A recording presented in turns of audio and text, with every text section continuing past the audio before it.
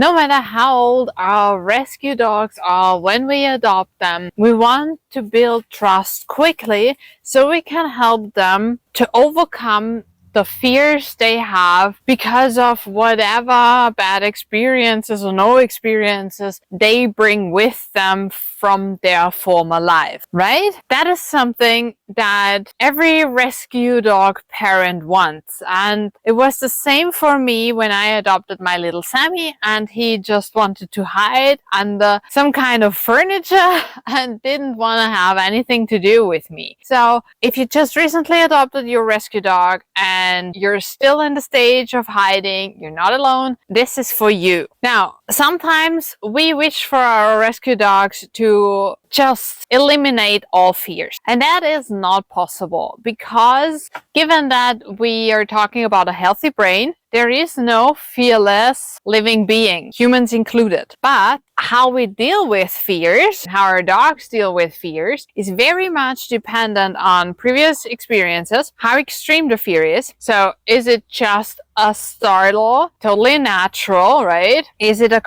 completely natural fear, like the fear of thunder or a fear of darkness or a fear of strangers or whatever? Or is it something objectively speaking irrational, like being afraid of every sound or being afraid of other dogs or being very much afraid, a lot more than is normal, to the point where it becomes a phobia? And how fast do they recover whenever they get scared? Did they just get startled and recover pretty quickly, or do they get stuck in that fear and maybe even progress into a panic? Now, the faster we can recover from fears depends not only on our experiences, but also on whether or not we have somebody we trust with us. So, if our dogs trust us, we can actually help them in day-to-day life and to overcome their fears and to be the safe haven in their new lives, right? Because they have left their old lives behind. They are now starting their new lives by our side, and they might need help in a variety of situations. So whatever it is for your dog. Maybe you're starting with your dog like I started with my dog, who didn't want to have anything to do with me and just wanted to hide somewhere. If you're at that stage, do not overwhelm your dog. Do not try to force yourself onto your dog. So let your dog come, but at the same time of giving your dog space, invite your dog. So give your dog little challenges, and that goes for everything, not only for you. It starts with you, but it is true for every situation you encounter together. Be it other dogs, be it some scary sound, be it some scary object or whatever. Try to give your dog little challenges that can help your dog experience success. Success is something that builds confidence and that also can build trust, depending on if your dog connects the success with you. What I like to do is I like to connect things with scent. So if I touch stuff, it smells like me, and I don't have to interact with my dog to transfer the scent to something, and my dog makes positive connections with that thing if it's fun to interact with. So every food toy, that's fun for your dog. So don't do anything frustrating. Every box you fill with treats and you let your dog scavenge with, right? Every item your dog can shred and just fulfill the need to shred is awesome. So all these things, and your dog might need very easy things in the beginning. So a toilet paper roll with a treat inside might need to be open on both sides for your dog to be able to interact with it in the beginning. Now, you might wonder how open toilet paper roll can build trust between your dog and yourself. The trick is that you, with every single time you provide your dog with something that fulfills some kind of need your dog has, and scavenging, shredding, things like that are typical natural dog needs. So very often you can't do much harm with starting with those things. So every time you provide your dog with something like that, your dog connects you with something good. Also, your dog will eventually realize that you are not overwhelming him. You don't want anything from him. You're just there if your dog needs you. You're there for good things.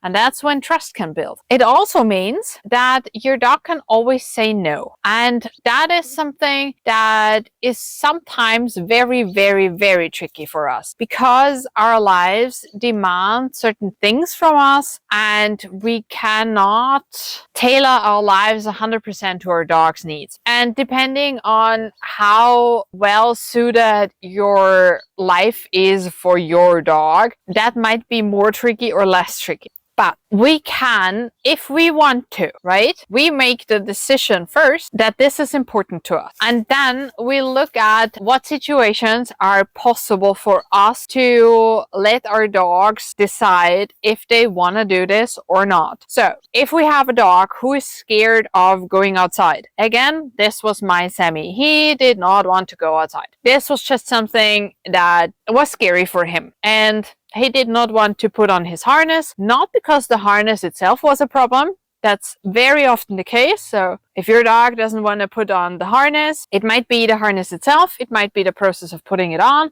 It might be the outside. So we have to take a very close look at what the issue is and then work on it. If it's going outside, it might also be that your dog lets you put on the harness but runs away when you pick up the leash or whatever. So at some point, you will see your dog struggle. And that's a very important information for you. And that's when you decide, do you force your dog to go outside or not? And it is a decision. It might not always feel like a decision. And I made the wrong decision all those years ago because I decided Sammy has to go outside. And it was a very, very bad decision. Today, I would not make this decision again because it set us back years. It was such a deep cut into our trust every single day, multiple times a day, because we were living in an apartment and we did not have a garden, a yard, whatever. And I realized that way too late.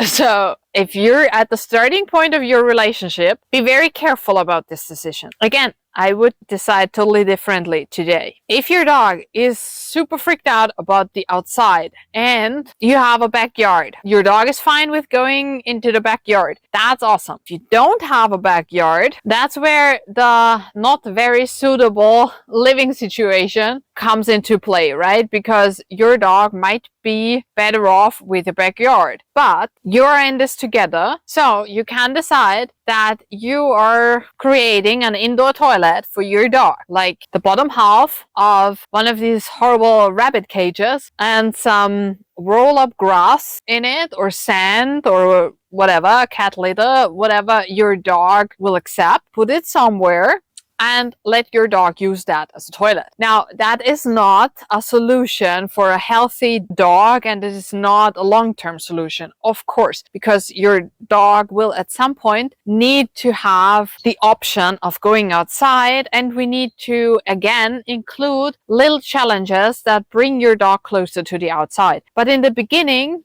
instead of re-traumatizing our dogs every single day and destroying our trust every single time we force something onto our dogs, we can actually take this away for now, put a pin in it, and that gives us the option of training. And this is just an example. It might not be going outside for your dog. It might be getting in the car. It might be putting on shoes. It might be brushing. It might be cleaning the teeth. It might be anything. And those are just examples I had with my dogs. A few of them, not even all. So it can be so many things. If we have a workaround in the beginning, so management, we can give ourselves time for training. And training always includes seeing where our dogs are still okay and where our dogs are no longer okay. So we try to push this boundary a little bit further out, a little bit further out, a little bit further out. It's not like we leave our dogs in their comfort zone and just be fine with their fears. That's not a quality of life either. So we need to know where our dog's boundaries are, and we need to try to push them a little bit further out every single time, right? But in a loving and caring and careful way. So we don't overwhelm them, and we give them the opportunity to tell us that this is too much now, right? So we need to be able to read body language very, very, very carefully. Now, what you have to watch out for is hesitation in any kind of way. So if your dog becomes slower in any kind of way, if the ears go back, if the eyes get larger, if they lift their front paw, if they start shedding, if they start panting, those are more extreme signs. The hesitation is a little softer, so try to see the hesitation first, all right? Also, if you have wrinkles in your dog's face, that's a very intense sign. So really set yourself the goal of seeing the hesitation. If you see the hesitation, that's a sign that your dog is reaching the boundary. Now, let's talk about rewards, because rewards are what gets your dog to push the boundary. Rewards and little games. The little games are always tailored to give your dog a sense of accomplishment, a sense of success, and of self-efficacy. So they are as little bound to us as possible. We are there, of course, but as much self-efficacy as we can give our dogs, the better they can overcome their fears. And again, we deliver social support. So if we see our dogs hesitate